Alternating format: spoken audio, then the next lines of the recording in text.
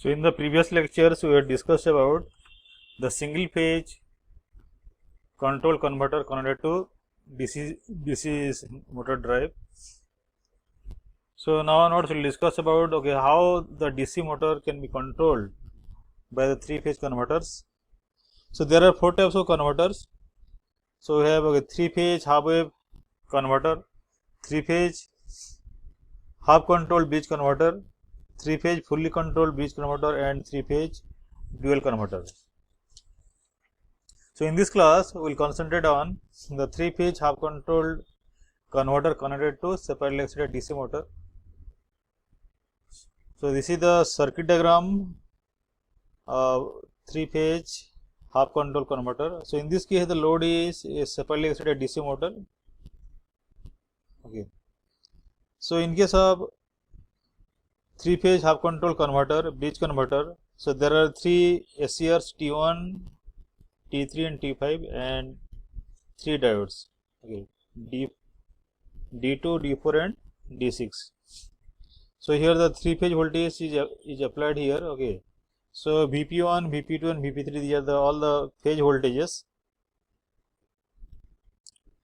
So, the 3 SCRs will be triggered at 120 degree interval in each cycle of the input voltage. The waveforms of the 3-phase voltages VP1, VP2 and VP3, and here the armature voltage across the armature is EA and current flowing through the armature is IA, is shown here, and the field winding is shown here. Here is the connection is not given to the field winding as you are doing the armature control. Okay.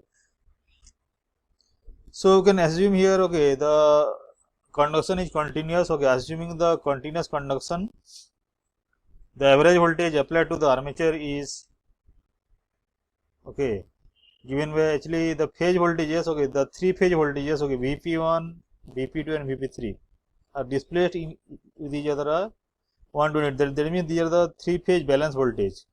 Okay, if you write here VP1 equal to Vm sin omega t, VP2 equal to Vm sin omega t minus 120 degree, and VP3 equal to Vm sin omega t minus 240 degree.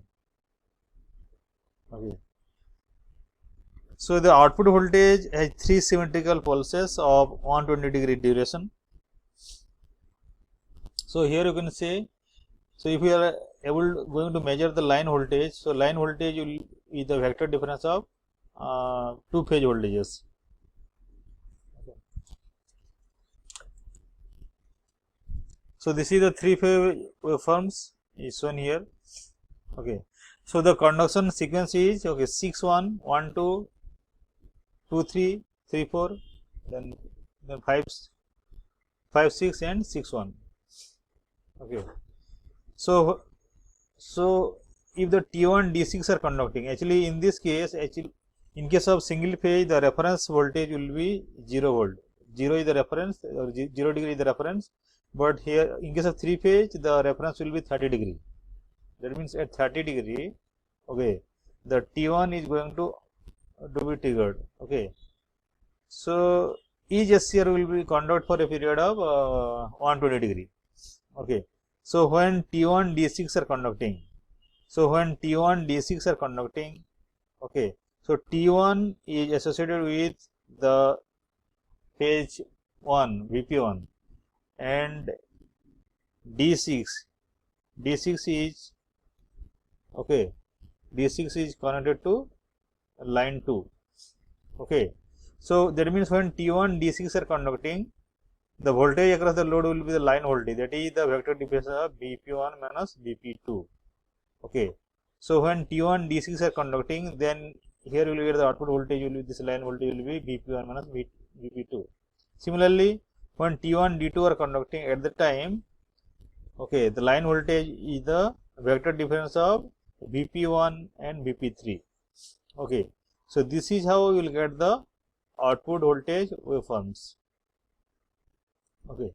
So this is the 3-phase input voltage shown here. This is the load voltage or the output voltage, and this is the output current or output current.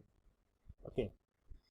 So similarly, okay, actually when the T1 is okay, when the T1 will compute 120 degree, okay, then T3 will enter. Okay, T3, so T3 will convert period for a period of 120 degree. So after 120 degree interval, then again T3 will be T5 will be triggered. Okay, so T5 will convert for a period of 120 degree. Okay, and the corresponding line voltage we can obtain in the similar fashion. Okay, so here the average value of the output voltage we can calculate. Okay, so here actually average voltage is the same problem. Average value of output voltage will be equal to area divided by base. Okay, area divided by base. So EA equal to, so the here base is equal to 120. So here you can write 3 divided by 2 pi, and the entire limit actually from pi by 2 to 5 by 6 5 pi by 6 plus alpha can be split into 2 limits.